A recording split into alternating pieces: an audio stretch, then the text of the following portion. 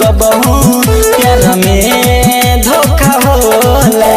लागे लव कर बिना, लागे लव कर बिना अब जिंदगी में न रह। दिलवे है निकालली राम जी टूटल दिलवा के का करो।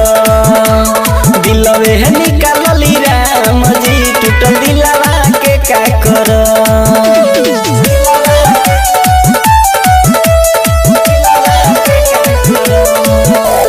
म्यूजिक बाय मनोज दीवाना।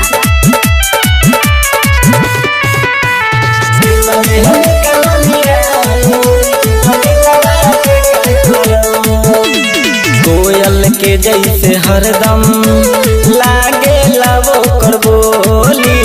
जब जब याद आवेला मन करे मारली गोली। कोयल के जैसे हरदम लागे लावो कर बोली। जब जब याद आवेला मन करे मारली गोली। ओकरे चलते दुनिया में, ओकरे चलते दुनिया में हम नाही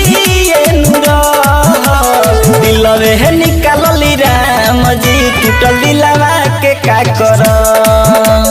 दिलवे है निकालली राम जी टूटल दिलवा के का करो।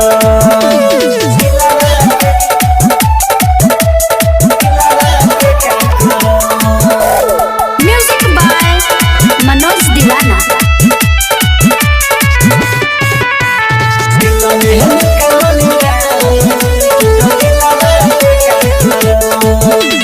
कवना कोचिंग में कैले रहे दिल तोड़ के पढ़ाई। बीच रहिया में छोड़ के गई हमरा के हर जाए। कवना कोचिंग में कैले रहे दिल तोड़ के पढ़ाई। बीच रहिया में छोड़ के गई हमरा के हर जाए। सचिन कलाम नजरे मनोज दीवाना कहे तोहरा लगावो न रह। दिलवे है निकालली राम जी टूटल दिलवा के का करो। दिलवे है निकालली राम जी टूटल दिलवा के का करो।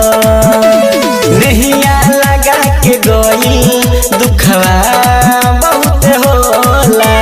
सोचले न रहनी कबहू प्यार में धोखा होला। लागे लव कर बिना, लागे लव कर बिना अब जिंदगी में न रह। दिलवे है